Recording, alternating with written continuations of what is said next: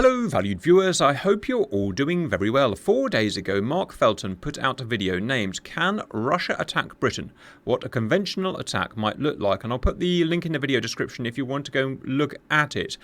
In it, he theorises that a single large Russian cruise missile non-nuclear attack could do enough damage to Britain's defences and infrastructure to put them out of any potential conflict. You guys, the viewers, have asked me to do a 1-to-1 scale simulation of Mark's video. If you've watched his video, then what it's essentially saying is that Britain does not have enough defence. It's not in a state to defend itself from such a large-scale attack. So to run this simulation, I first had to model Britain. We don't have Britain in our relevant sim, DCS, which is unfortunate. We have a tiny bit around here modelled for the World War II Normandy sector, but that's not enough. I need a full tactical 1-to-1 scale simulation. So I've drawn my own Britain to scale in the middle of the Pacific Ocean. It's 590 miles tall, 340 miles wide. I've not modelled the island of Ireland because it's not tactically of relevance in this attack. I'm simulating a large-scale Russian airborne attack from Tu-95 and Tu-160 bombers. To get to Britain, they would go around the North Cape of Norway. It's their only realistic ingress route. They would fire long-range cruise missiles from over 1,000 miles, roughly from this vector here at various targets in Britain. Those targets would be carefully selected to do maximum damage to Britain's fighting ability. So first, we need to look at Britain's defences, the first stage of which is detection. There's not much point of detecting the bombers because the bombers are going to fire the missiles so far away that even if we did detect them, then there's nothing really we could do about them. Britain has quick reaction alert Typhoon fighters, but they would have no use at all intercepting the bombers because, as I said, the bombers would be firing these missiles well over 1,000 miles away, out of reach of any intercept fighters. So the next best thing Britain can do is detect the cruise missiles that have been launched and try and shoot those down. Mark theorises that Britain would have a very hard time doing this. Ground-based early warning radar would have almost no effect against cruise missiles, which, although are not stealth, they are small, and more importantly, they will be only a few feet above the sea. So the radar will only really see them when they come over the horizon 15 to 20 miles away. Mark theorises that the best way of detecting these missiles would be via an AWACS, an airborne radar, which is of course correct, which can see over the horizon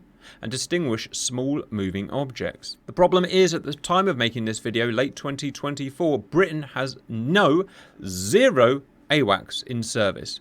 At that point, Mark suggests that we would have no realistic way of detecting those missiles. At this point, I disagree with Mark because I live about there.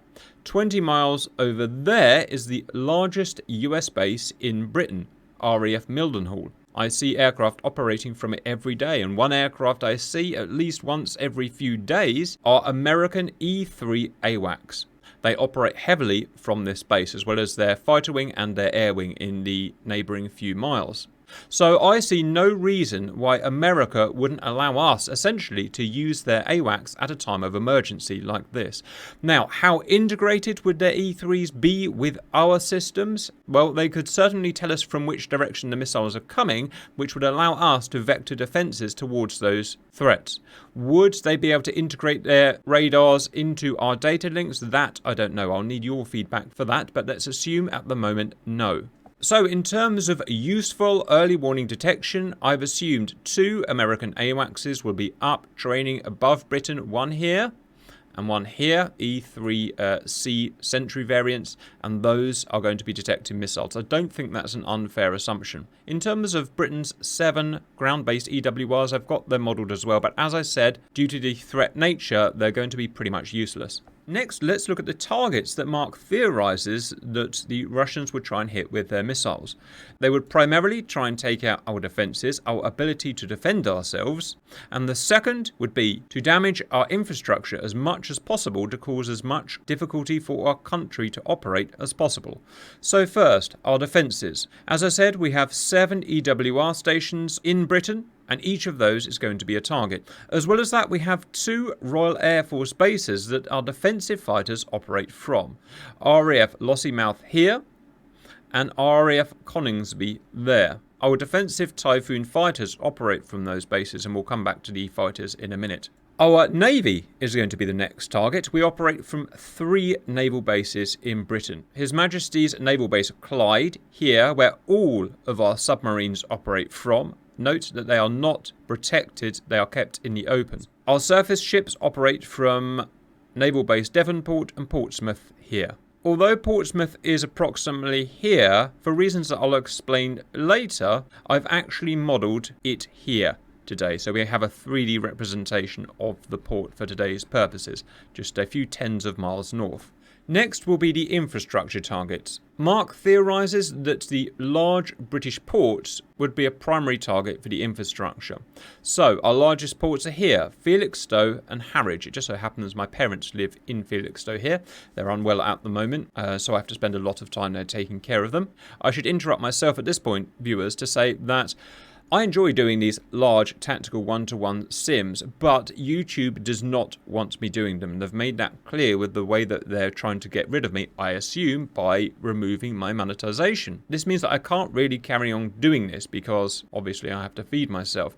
So if you want me to carry on doing these simulations, and I think we've got loads more that we could do, and I'm still happy to do them, more than happy to do them, then please consider joining my Patreon, which you'll find in the video description. This is the only really sustainable, measurable way that you guys can kind of financially help to replace the dwindling YouTube earnings. If we don't do that, then realistically I have to stop, and maybe someone else will start doing them. I don't know. But for the time being, as I said, I'm more than happy to do them, but I will need your help moving forward. Anyway, as I was saying, Mark says the ports will be primary infrastructure targets. Take the ports out, just like in World War II, the country essentially stops operating because we rely on imports so heavily.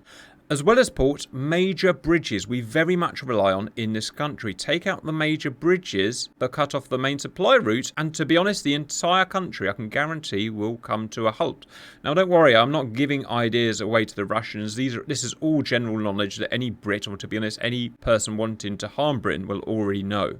The Orwell Bridge here is what allows goods to move from this major port into the rest of the country. You take that out, you will absolutely remove the mass transport of necessary goods. As well as that, nuclear reactors are going to be an obvious target, not necessarily because they're nuclear, but because they supply so much electricity to the country. You take them out or stop them operating, no electricity, and without electricity, any country pretty much stops.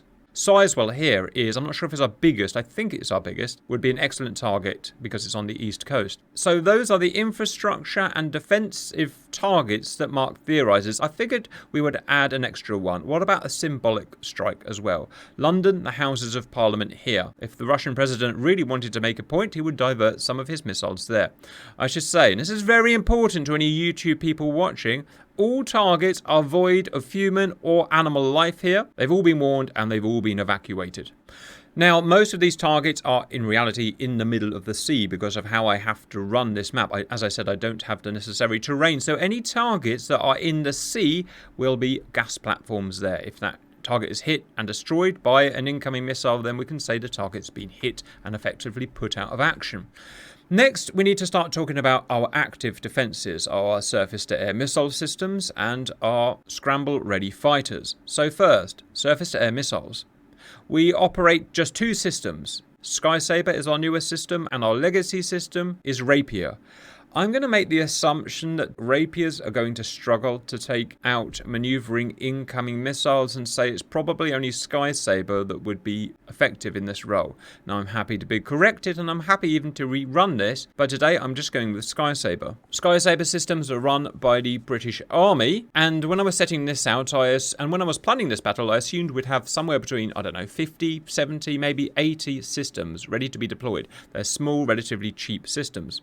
So I googled it and it's all public information. No, not 70, not 60, not 50. We've got 6 Sky Sabre batteries. 6. Even better than that, 2 of those are semi-permanently abroad. So we've actually only got 4 Sky Sabre systems to defend that 600 miles of country. The best I can do today is model 2 of those batteries. The other 2 will have to be indicative and we'll have to adjust any result accordingly. So, the targets that are actually on land where I can put SAMs defending them today are RAF Coningsby, our southern defence base, and so I've got a Sky Sabre battery there in the standard configuration, I believe, of 1 Giraffe radar, 1 C2 unit, and 3 tails, each tail having 8 Sky Saber missiles. The Sky Saber, of course, being a derivative of the 1980s ASRAAM missile, which you will actually see on the fighters. The second battery we're modelling is going to be down here on our pseudo Portsmouth port, which will be here. Portsmouth is much bigger than that, but it doesn't really matter. It's indicative. The same setout. Where would we put our 4 Sky Saber batteries in real life? Well, now I invite your comments, viewers, and please do comment. If I have any hope of breaking YouTube's deadlock, then presumably some comments are going to help. I don't really know. So I assume they're going to have them at Coningsby here, a very important defensive target. Lossiemouth here, which I can't model because it's in the sea. Probably one at Clyde here for our nuclear submarines, and one down at Portsmouth for our surface fleet. Next, fighters. We have 2 types of fighters in Britain. Typhoon, which is working its way towards the end of its service life, and our brand new F-35B fighters. It's unlikely that our naval F-35Bs are going to be in any state or position to assist with the defence against the missiles. Again, I stand to be corrected here, but let me know your thoughts. The Typhoons, however, are set up, ready to defend the country. Only 4, 2 at each base, are scramble ready. We call them quick reaction alert. Those are the guys that scramble to intercept the bears on pretty much a daily basis at the moment and shoo them away into deeper waters. But for this simulation, I'm going to assume that we've got some notice. It's very unlikely that a Russian strike force of strategic bombers taking off from presumably bases in the Kola Peninsula, going around the Cape of Norway and heading towards Britain would not be detected. They almost certainly would be detected, in my opinion. Therefore, Britain would have some kind of notice, not days, but maybe hours. So that's what we're going to assume today. Now, we have a total of 130 Typhoons in service. About 20 or 30 of those are going out of service next year because they've reached their allotted flight hours, I believe. But we don't have the 130 ready to go at any day. A lot of them are stationed abroad, Falklands and other commitments. As well as that, the reality of maintaining complex and aging fighters is that a lot are constantly going through renovation processes. So I've made the assumption that of the 100 or so fighters actually in our country at any time, 64 are essentially flight-worthy, pilot-worthy and ready to fly.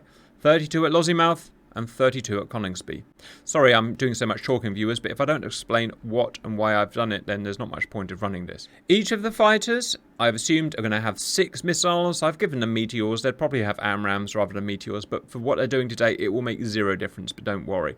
A couple of aging infrared ASRAAMs and a fuel tank. They also, each of them, have cannon. They are programmed to take off as quickly as they can to respond. They'll spread out along the likely routes of incoming missiles. So obviously we know where the most likely targets are. They'll spread out in the south here along the most likely missile route. We know where the Russians are going to be coming from. They can only really come from one direction.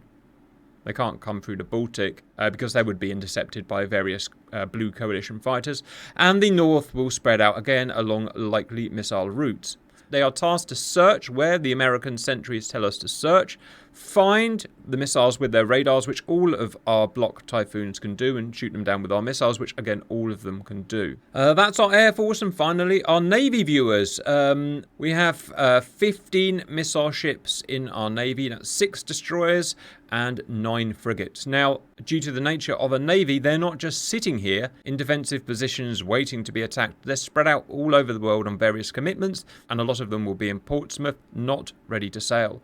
Mark theorises that 2 of these warships would be in positions in the North Sea where they could be directed in an hour or a couple of hours to be of some use. They will have limited range with their missiles and radars and whatnot. So, I've put 2 Type 45 destroyers. One here, I put that there deliberately to protect these sites, which are all obviously unprotected. None of them have SAM systems to protect them. And one up north here, if you can see where I've hidden him, there he is, to protect Lossiemouth and Clyde. That's my best assumption of where they would be. I could put them further out to sea, but it actually makes them more vulnerable because the best way I've found of intercepting missile flight paths would be nearer the targets that they're trying to defend. Obviously, they can only move at 30 knots, so essentially they are stationary.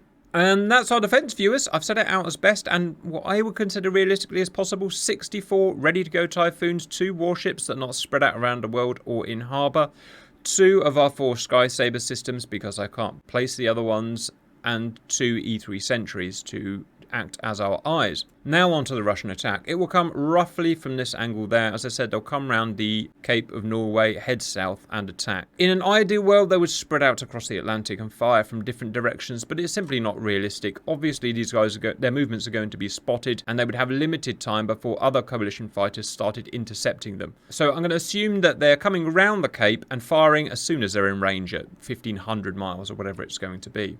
Today I've modelled 20 bombers in total. Now at this point you say, but Russia has much more. It has 55 Tu-95s, these are the strategic bombers by the way, and 17 Tu-160s with more on order. And absolutely that's true, but the thought that they would put their entire strategic air force in one attack at one time against Britain is lunacy, because I'm not sure that they could do it. Again, like the British, these are aging aircraft.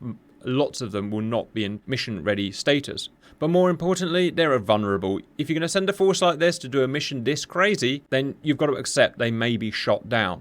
And you're not going to lose your entire air force just for one strike. It's crazy. So, 20. Think that's enough to do serious damage, but not ruin your entire air force. Let me know your thoughts on that, viewers. They're going to be carrying cruise missiles, and I've chosen a KH-555 for this. You can use a KH-101. They're going to be more or less interchangeable for today. I'm attacking deliberately from the wrong vector, viewers, because geographically I can't move the map up anymore in the sim that I have, so I've had to go east.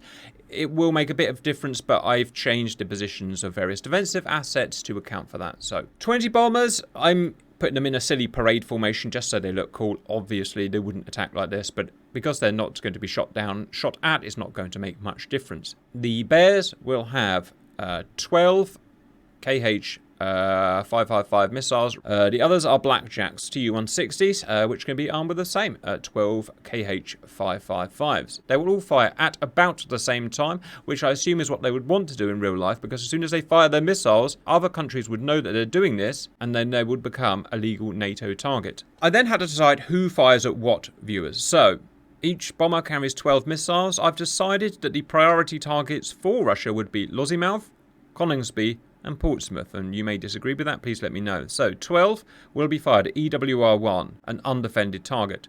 A defended target like Lossiemouth is going to have 36 fired at it. Clyde, the submarine base, which will probably be defended in real life to some degree, would have 24.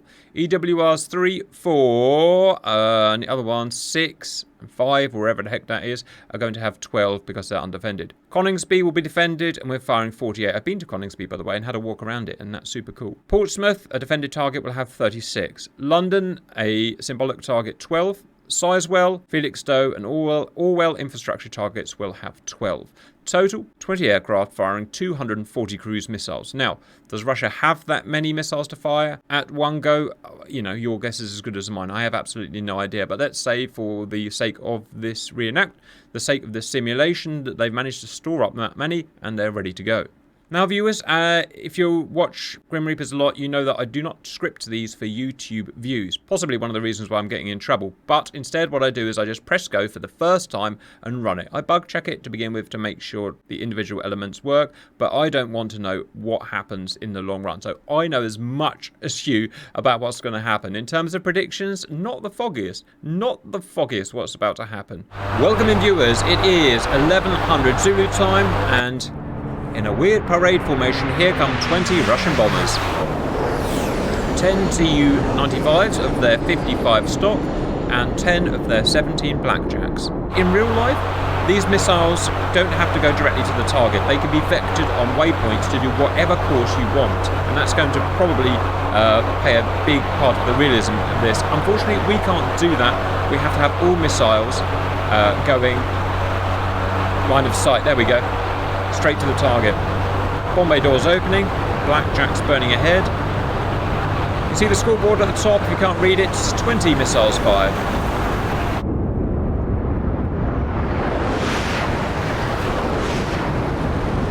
Blackjacks are, of course, double-bayed. This thing can go nearly twice the speed of sound, by the way. This is a ridiculously technically proficient bomber. Incredibly expensive to maintain, however. Which surprises me why Russia's ordered so many extra ones. 190 missiles out, 200 missiles out, 220 missiles out, 230, 240, and wait for the disappearing act, viewers, 235, 239, and 240, and disappear! I've despawned all the bombers at that point because I need to save processing power. Now, as I said, in real life it's possible to vector these missiles all differently. So these ones here from this bomber here, some could go out in that direction, some could go out that direction, some could go out that direction, and they could take different paths to their targets. That's a good way of keeping the missiles as undetectable, unpredictable, and safe as possible. We can't do that, unfortunately. We have to have them all travelling to target. So I guess you could say ours would be easier to intercept. That said, I don't know if the Russians would do that. They may fire them more line of sight like this, so let me know what you think would happen. Right, defences. We have one of our massive stock of 4 available Sky Saber sites. We have our Navy, of which we theorise 2. Type 45 destroyers could be on station in firing areas at a time of attack or a delay, or a warning of 1 or 2 hours. And we have our 2 bases of Eurofighters, 32 of which at each base we theorise would be not scramble ready, but ready to operate in a couple of hours. Mark theorises that the missiles would be fired by submarines and bombers, and that makes complete sense. However, we don't have the ability to fire them by submarine at the moment, so ours is going to be a strictly bomber attack. First fighters at our very strange looking Coningsby. It didn't look anything like this when I went to visit the other day, but apparently it is. It's reaching its starting line.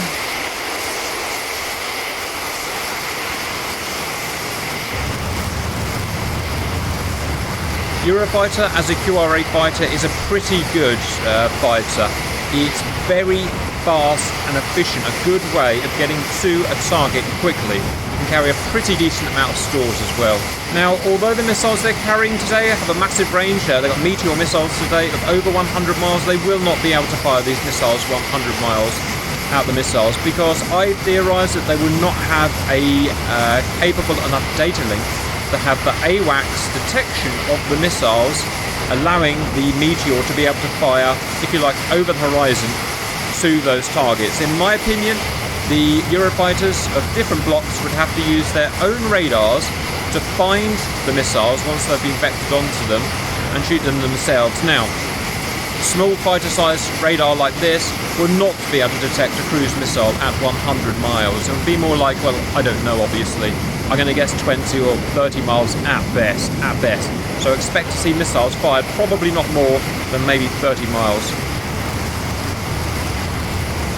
Which is why I'm not too bothered that they're all taking Meteors rather than a mixture of Meteor and AMRAAM, because it's going to make no difference at all. First fighters now airborne from Coningsby, 6 minutes and 30 seconds after, well, I guess the missiles have been fired. No, in fact, the missiles have been fired an hour ago, because look, they're 500 miles away at the moment, but they would have been fired over 1,000 miles. So let's say an hour it's taken to get these aircraft equipped, get the pilots in, get them started up, and actually ready for a useful amount of them to be in combat.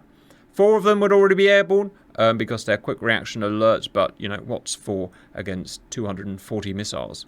At this point, viewers, there's not a lot to do apart from try to speed forward, so let's try and do that. One day I want to buy a new PC with a really big fat CPU, but again, viewers, at the moment, it's not going to happen. Any donations and stuff you send are being used just to simply heat the house at the moment, so that is unfortunately life. All aircraft in DCS have their fuel modelled relatively effectively. When you come to do tactical sims, one-to-one scale like this, the most important thing is not their radars, it's not their missiles, it never is. It's their fuel and their usage of fuel. So if they've got to go hundreds of miles to get these missiles, fuel is going to be a big factor. It's a bit boring to have combat controlled by fuel, but that's how real life works, unfortunately. Speaking of fuel, viewers, a big bone that I pick with you guys have lots of bones with me, but I have one with you as well, and every time I do a battle like this, you always say that the bombers would be escorted by Russian fighters. They're not. There are no Russian fighters that have a long enough range to escort the strategic bombers on these long-range missions. That's always been the case, viewers. The only time in history, I believe that's ever been changed, is when they were escorted by a Kuznetsov class carrier strike group in which aircraft took off and escorted them from there. But otherwise, no part de grace. Aircraft today will be flying at 26,000 feet. I hope they can see the missiles at that altitude. I haven't actually tried it, but I don't see why they wouldn't be able to. Remember, they're being vectored to a rough position by the American AWACS. So they're physically radioing and say, hey, you, go that way. And then they've got to find them with their own radar. Look at that, there's a mountain right in the middle of the Pacific. How interesting. They're spreading out. They've actually gone tactical already, which means doesn't mean they can see the missiles, because they can't. It means that they now know that the missiles are there. So that's an interesting thing that the sim's done. And it can't cheat. It has to find them. So what's happened, I guess, is E3 has already detected them at a surprisingly large range of, wow, nearly 300 nautical miles. I mean, they're not stealth missiles. They're the size of small aeroplanes. So I guess they could be spotted. But it does seem a bit ambitious. Anyway, and this coalition now knows that they're there, and so they're going tactical. Basically means they're spreading out, they're putting their afterburners on, they're doing whatever they need to do. Hopefully they won't waste all their fuel. That would be a bit embarrassing for me. There have been some improvements to AI in DCS over the last few months, and they're getting a bit smarter finally now, so they're probably going to be relatively intelligent. Distances between targets and Eurofighters are now, in nautical miles, wow, 220 miles, about 260 land miles. A lot of you say, well, what's a nautical mile? A nautical mile is a statute mile, or a land mile times 1.15. Why is there a difference between nautical and land mile? That I actually don't know. It does seem kind of stupid. I never researched it. Let me know your thoughts. And at this point, all I can say is thank God for America. And I should say there's another interesting thing at this point, in that America also has an entire fighter bomber air wing in Britain full-time. RAF Lakenheath here. I think it's like 70, 80, 90 F-15s and F-35 based there. Why? Because I live 15 miles from it and I go over my house every day. In fact, if you listen, you might hear a rumble now. It sounds like an F-35A to me. So they would obviously join in as well in real life. They wouldn't just sit back.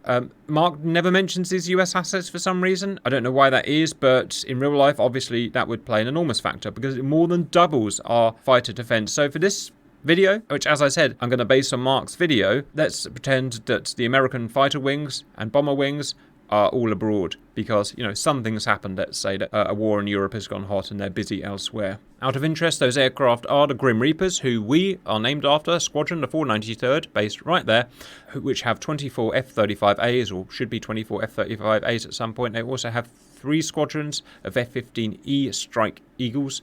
And those Eurofighters looking very hungry, and they haven't run out of fuel yet. Interestingly, they've gone down to low altitude. I didn't tell them to do that. They've decided to go down to low altitude as part of their new missile interception code. It's a little bit annoying, viewers, because down here they do very, very bad gas mileage. So let's hope that doesn't come to bite us in the butt. We'll have to see. What they should do, of course, is fly at 30, 40,000 feet until they get near the target and then dip down. So it appears they still need to do some more work on this coding. The Russians have fired $1 billion worth of missiles. That is a lot. Now, interestingly, these guys have seen these missiles, but these guys haven't seen these missiles. You can tell by their altitude, which worries me an awful lot. Why is that? Probably because this AWACS is here, more than 300 miles away. That would be my guess. Whereas this one is here, I guess within range. Distance now is 30 miles. Well, if everything works, we're going to see some missiles coming out soon. Fingers crossed, viewers. It took an awful long time to set this baby up. We are 25 minutes into the simulation. So an hour and 25 since the aggressive missiles were fired. We have our first meteor out. As I said, this could be an ASRAAM or it could be a meteor. It doesn't matter. They all have ranges of 20 odd miles wherever he fired at. In fact, let's quickly see what he did fire at. Pause. 20 miles. What a freaking guess. You can see the speed down the bottom, viewers. It's a Mark IV missile, but it can't do Mark IV down here. In fact, it really struggles at low levels. No, it definitely will get to target. Okay, I'm not sure what to watch here, I guess. Oh, that looks impressive. Look at that massive salvo of meteors.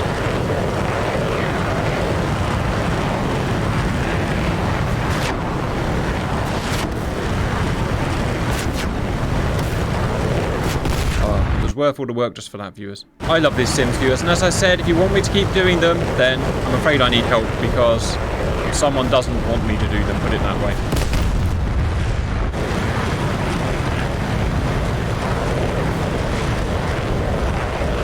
That was unbelievably impressive, don't you think?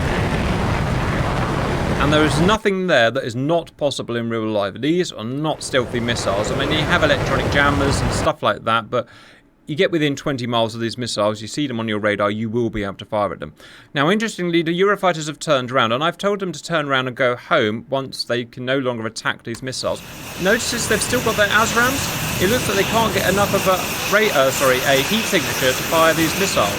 Now, that's an interesting point of contention, and you may disagree with that, but if you remember, we've done several simulations of these before where we fly these aircraft as humans, F-16s, all sorts we've tried intercepting, with a variety of missiles, including the American AIM-9X, and we can't get our missiles to hit these missiles either. Sorry, our IR-guided missiles, they just miss, presumably because these targets simply aren't making enough heat.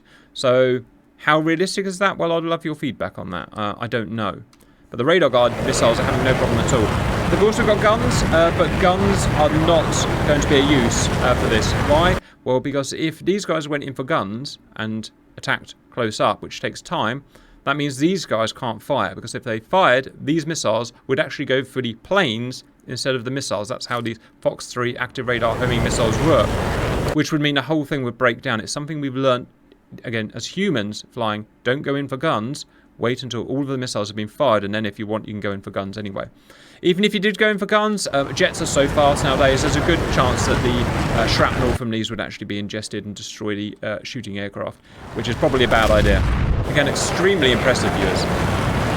40 defensive missiles fired. I'm going to reiterate for the fourth time, viewers, these could be either ASRAMs or Meteors. Both would be as effective. Because I know what you're going to say as a comment. We don't have enough Meteors to do this. It doesn't matter.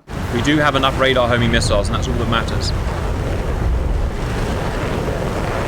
41 defensive missiles fired. There is some inefficiency, as you can see. These have been wasted. I don't know why that is, but again, that's probably very realistic as well. It's unlikely that you could deconflict. Right. Okay. Probably, I don't know. All of Coningsby is up by the looks of it, and they're going to start firing. I don't know. I'm worried because all of these jets here have used their missiles up. These are taking their sweet time, and I don't know why they're finally going down to altitude. No, I think we've got plenty to do this. Sorry, viewers, I'm doing this for the first time myself now, so this guy has a couple of Meteors left. These guys are having to be vectored sideways on because they've missed their target because whatever reason. These guys are now firing.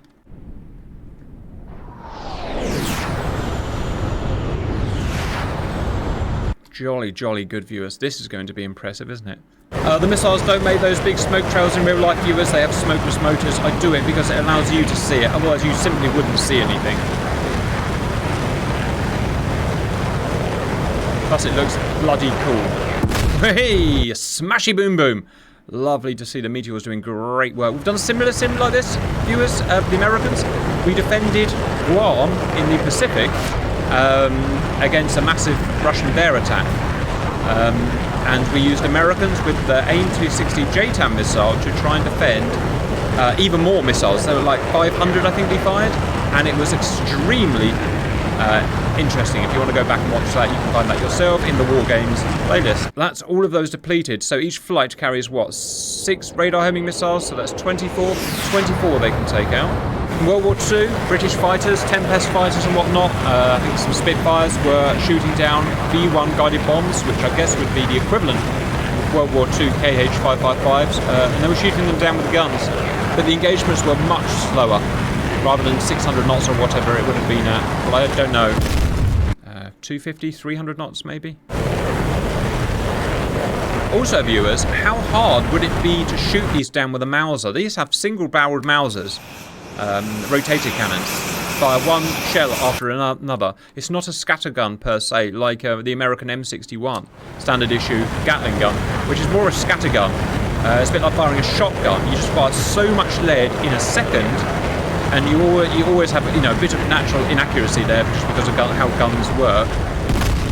That something is going to hit the target. Now, with a Mauser, with a rotator cannon, you fire much less lead per second. Bigger shells, less lead. But, the chance of one of those shells hitting a relatively small target like a KH-65, I can imagine that's actually quite hard to shoot down. Let me know your thoughts on that, viewers. And that's translated in DCS. A scatter cannon is very easy to shoot them down. But we've tried the Mauser on the... God, what's it called? The Gripen, which I think is actually the same gun as the Eurofighter. And it's very hard to get one of those shells to make impact with one of these small-bodied missiles. So that's something to think about as well, the difficulty of actually doing this. In DCS, those missiles fly, you know, kind of perfectly geometrically stable. They don't move about really. In real life, you know, there's turbulence and stuff. They were constantly bobbing and weaving, you know, just by the nature of flying. And that would make them even harder to intercept. I invite another comment, viewers. Heavens, don't forget to comment whatever happens. Let's beat those sensor... Ooh, I was about to say the N-A-Z-I word, but that's probably not a good idea, is it? I think what's happened, viewers, is censorship in Google is all now done by AI. Very, very smart AI. Very smart AI. But AI doesn't... It's not a human. It doesn't understand context. So I think what it's doing is pause. It's seeing Russia versus Britain, two belligerents that are, well, in a de facto conflict at the moment in real life, and it's seeing me reenact it bit for bit. I think it thinks I'm inciting violence, which I'm not, obviously. If anything, what I do in these simulations is I actually show the futility of war, how 100% of the time it is 100% pointless and nothing is ever gained. There's a few exceptions, but you know what I mean. But the AI doesn't seem to understand. It thinks he's trying to make them go to war in real life, which is just stupid, right? Surely any human knows that. Let me know your thoughts, viewers. Wow, where did that come from? We've fired 196 defensive missiles. I've been so focused on my own problems that I haven't noticed all this going on. So the northern KH-55s... Oh, look! These guys are snuck under the radar. The E3 didn't detect these ones. Heading for EWR1. How interesting. He's too low down, look. He's too low down there, or he hasn't got an angle, or the angle's bad, or whatever. That's interesting. Down here, the fight really does go on. Oh, it's great to see all this working, viewers. DCS is not easy to work with. If you're a DCSer, it's great, but obviously it's not designed to be easy to work with. It's great to see it all working. Bang! 2 for 1 kill. Still loads coming though. Remember, only 32 Eurofighters per, and not every missile is hitting a missile. So, oh no, I dropped my drink. It was the sensors, I tell you. The sensors did it to me. Look at that view, viewers. Tell me that doesn't turn you on, and I will call you a liar. And inciting violence, and demonetized. Oh, I don't know what's going to happen. I'm partially hopeful still. More Eurofighters, banging them in.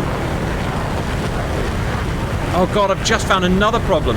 How would bearing in mind how chaotic this would be, pause, how would a Eurofighter not accidentally fire at another Eurofighter? Because a Eurofighter's, to be honest, going to look pretty much like a missile on their radar screen, right? And they're going to be using their local radars to do this. They'll have a data link which will help it, but in an airspace that's contested, I'm not sure how useful your data link is actually going to be for local identification. Boom. Man, I love these meteors. We need to use them more. Unfortunately, I'm in a really difficult position, viewers, in that my human pilots refuse to use these weapons anymore, which is really frustrating, bearing in mind how much time we spent, CH getting them to work, but they refuse to use them, so I can only really do them on these simulations on my own, which is a shame, but it is life, viewers. As you all know by now, life sucks. Wow, look at that. Another flight's just chucked 24 of these beauties in. Now, a lot of you are going to say, well, hang on, Cap, this is not accurate. This goes back to the comment I made at the beginning when I was just running through my own thoughts. In real life, surely these missiles would be vectored to make them more difficult to intercept, so vectored all over the place. And yeah, you're probably right. They probably would do that if they're more spread out. But I counter that with, in real life, the Eurofighters would be much more intelligent. In the game, they're very dumb, right? I send 4 out here and they go there. I send 4 out here and they go there. I send 4 out here. And in real life, you could have individual squadron leaders kind of designating each aircraft to a certain area. So you'd have a much better spread of fighters, which I can't really do it realistically. So that's how I counter that idea. You can see more meteors missing and some even running out of energy. Look at that, down to 300 knots. Would they be that bad in real life? No. No, they wouldn't, viewers. There have been some changes in core game, and it's upset the Grim Reaper's missiles. They all need remaking from scratch. If anyone out there wants to do them, come and join in. I certainly don't have time anymore. I'm working 2 jobs, so ain't gonna happen. By the way, viewers, if any of you had a baby, wow, that takes up all of your time and energy. Every single bit of it. Every single bit of it. Not complaining. Wouldn't change it, but Wow, does it make making a living difficult. Shot. Of course, I've run out of talking points, viewers. The missiles do not impact them directly. They are not hit to kill. They will go beside them and explode beside them. That's how their shrapnel clouds work. Well done. Well done. Well done. Well done, Britain. All of these just... Oh, look, they have found them. They found them. They're all being vectored, but will they get them in time? Oh, right. Now, in real life, what they should do is go to 40,000 feet and turn on their afterburners. Their afterburners allow them to go to nearly twice the speed of sound and still be relatively fuel efficient at 40,000 feet. But instead, they're flying low, where they can't turn their afterburners on. They would be too fuel intensive. So they have to be military power, which is 500 knots, which is not fast enough to catch them up. So that's a limit of game AI, if any devs are watching. If they know the distance there of 50 miles, go to 40,000 feet until you're 10 miles out, then dive on it. Then you could be much more fuel efficient and get there faster. That's what they would do in real life. I seem to have perpetual baby brain, viewers. It's what happens to an adult when they're in their mid-40s and they get a baby. The brain just stops freaking working. So I can't really fly DCS dogfights and stuff anymore. You need to be able to think quickly, which I can't. Oh, Type 45 is firing. Fired an Aster. Sorry, there's me moaning again. I also think as you get older, you get more moany. That's definitely true with me. Aster, two-piece missile, French, British consortium made. By all accounts, a pretty damn fine missile. It's maybe not as good as the American missiles, but it's pretty damn good. Look at that. We just... Bollocks! That's a bad selling point, viewers. A bad selling point. Although what's a good selling point is it's firing 50 miles. So it's data link driven. So in-game, it's actually working off the data link of the E3 Sentry and firing from that. Maybe even the reason why it missed. Maybe breaking the data link. Very interesting stuff. Right, go Eurofighters. All 32 of these guys have now stopped. They're all out of ammo. They're all out of ammo. And that's why is that? It's because there were more. If you remember, there were more missiles down here for more targets. So these are going to get through. And there's nothing there that I've done wrong. I've sent all of these planes here. They've all got 6 missiles. They've all used their 6 missiles. Some missed. As you saw, some missed. I can't do anything about that. The fact is there was more missiles down here than we had defensive capability. The mid here, which I think these were the lower conning speed. I can't remember now. Either way, they're all out and they're going home too. No radar-guided missiles. And as I said, the IR missiles just aren't working. Or...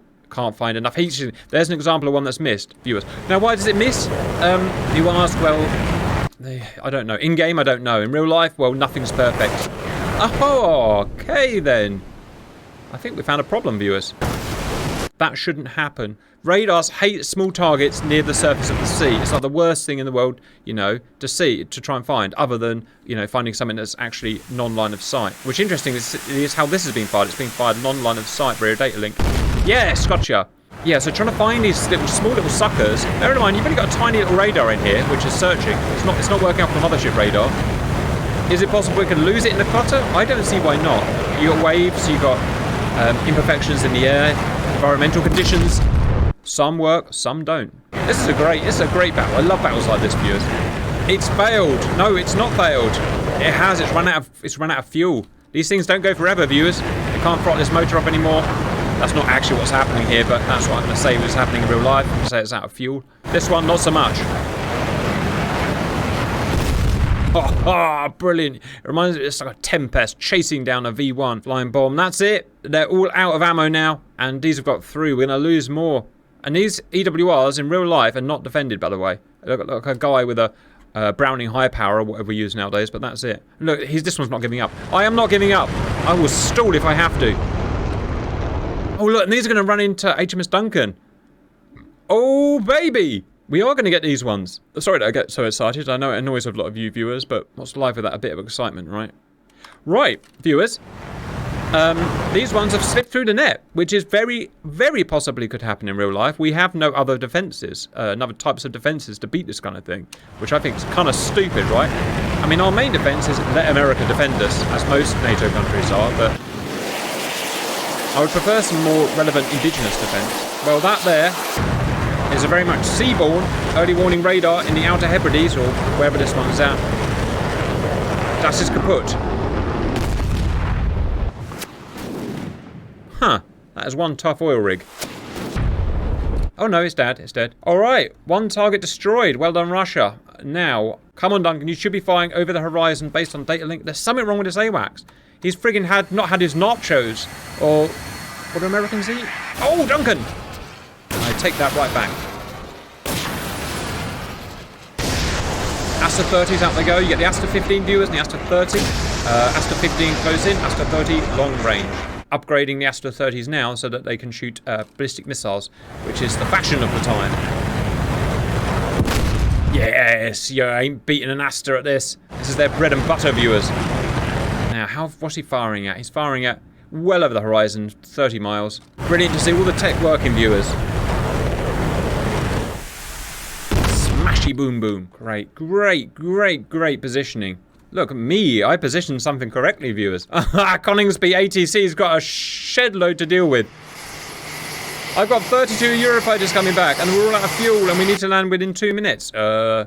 Eject? Oh, sweet, we've got half of Lozzymouths coming as well. And these guys are going east. Why are you going east? Revenge, maybe? Yes, they're going east for revenge. Well, okay. Oh, and look how well Duncan's done. Oh, the Sea Scepters are coming out. This is an interesting missile, viewers. It's a, we like to do things cheap in our country because Britain. So we've taken our old 1984 ASRAAM, as you saw on those fighters. We've repurposed it, literally the same missile, repurposed it with a new Seeker head and a new avionics cell. And I give you the Sea Scepter. And as far as DCS goes, it's bloody good. And do best to go. Oh, miss. Oh dear. Oh no, one more's going to get through. Don't do it. I need to spawn in an F-16 and go shoot it down. No, no, no. We got it. We got it. We got it. We got it. We got it. I like it how the missiles are fallible, viewers, and some hit and some miss. I think that's how it should be, because that's obviously what happens in real life. Right, 2 more are going to get through, but it's going to get to the Sky Saber system. This is going to be an interesting finale, viewers. What is going to happen now? Tell me does Sky Saber work? I haven't tested it. That's an ATC's nightmare, right? They can't wait up there forever. They've got to land. Right, Mr. Sky Saber, do your work. I think Britain should buy a bunch of Patriots off America. What do you think, viewers? I want some proper defence. I'm not saying these are bad, but they can fire like 5 friggin' miles or not very far. I want a big, fat 80-mile Patriot to defend my country. And incitement to violence, demonetised. Look, here comes down one, look. Interestingly, the Sky Saber are active radar homing missiles, so there's a possibility when the Sky Sabers are fired, they actually track the Eurofighters and blow the Eurofighters up. That will be très embarrassing, viewers. As the Germans would say, das ist schlimm. Yes, it's fired! I give you! Shoot you in the face. Yeah! Coningsby IR defended. Oh no! Boom!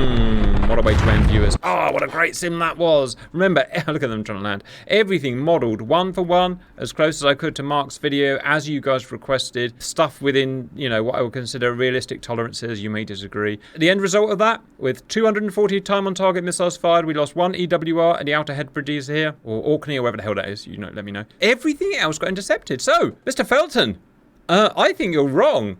I think we are friggin' defended from this, with the help, of course, of our eye in the sky, Mr. America, always there to help us on our side. Viewers, that was a belter.